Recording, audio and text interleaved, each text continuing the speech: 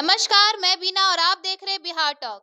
आपको बता दें कि बिहार के पूर्व मुख्यमंत्री जीतन राम मांझी के मंत्री बेटे और हिंदुस्तानी आवाम मोर्चा के अध्यक्ष संतोष सुमन के नीतीश कुमार की सरकार से इस्तीफा के बाद अब पूरी तरह साफ हो गया है कि महागठबंधन से हमको बाहर कर दिया गया है। संतोष सुमन मांझी के इस्तीफे के बाद जेडीयू ने आक्रामक स्टैंड लेते हुए कहा है कि ऐसे लोग आते जाते रहते हैं। पार्टी अध्यक्ष ललन सिंह ने जेडीयू में हम के विलय के दबाव के आरोप को एक तरह से स्वीकारते हुए हमको छोटी दुकान तक कह दिया। वहीं आरजेडी के नेता और डिप्टी सीएम तेजस्वी यादव ने कहा कि नीतीश ने मांझी को सीएम बनाया, बेटे को मंत्री बनाया, फिर भी वो महागठबंधन में नहीं रहना चाहते तो वो जाने। इस बयान से ये साफ है कि बिहार में महागठबंधन के दोनों सूत्रधार मांझी और हमको अब महागठबंधन का हिस्सा नहीं मान रहे हैं। संतोष सुमन के इस्तीफे के बाद से जीतन राम मांझी मीडिया के सामने नहीं आए। इस्तीफा के बाद मीडिया के सामने बेटे को आगे करके मांझी ने हमका स्टैंड क्लियर कर दिया कि वो पार्टी का विलय नहीं करेंगे। अब इस बात की चर्चा तेज है। मांझी बहुत जल्द बीजेपी का हाथ थाम कर हमको एनडीए में शामिल करा देंगे।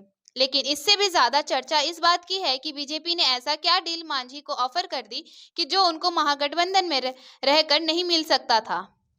दबाव बनाने को 5 लोकसभा सीट मांग रहे मांझी को 1 से ज्यादा सीट लड़ने तो बीजेपी भी नहीं देंगी, क्योंकि उसे 10 सीट में बिहार के सारे सहयोगियों को समेटना है, जिसमें मांझी के अलावा चिराग पासवान, मुकेश सहनी, उपेंद्र कुशवाहा और पशुपति पारस भी शामिल है।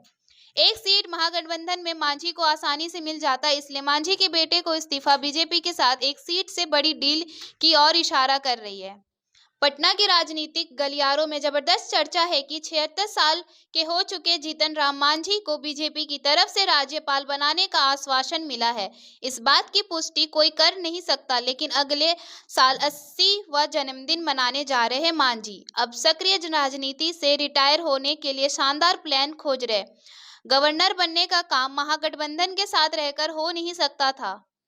बीजेपी के साथ रहने से जहां एक तरफ मांझी के बेटे संतोष सुमन मांझी को गया लोकसभा सीट से एनडीए का टिकट मिल सकता है, वहीं दूसरी तरफ बोनस में मांझी को महामहिम बनने की सुख सुविधा। वैसे भी गया सीट पर एनडीए का दबदबा रहा है, जहां मांझी खुद 2019 में जेडीयू के विजय मांझी से 1.5 लाख से ज्यादा वोट से हार गए थे। 2014 में बीजेपी की हरी मांझी 15 लाख वोट के अंतर से जीते थे। तब आरजेडी दूसरे और जीतन राम मांझी तीसरे नंबर पर रहे थे। बने रही ऐसे ही खबरों के लिए बिहार टॉक के साथ। ऐसे ही खबरों के लिए जुड़े रहिए बिहार टॉक से। यूट्यूब पर लाइक और सब्सक्राइब करें, बेल आइकन जरूर दबाएं। फेसबुक, ट्विटर और इंस्टा पर फॉलो करें। धन्यवाद।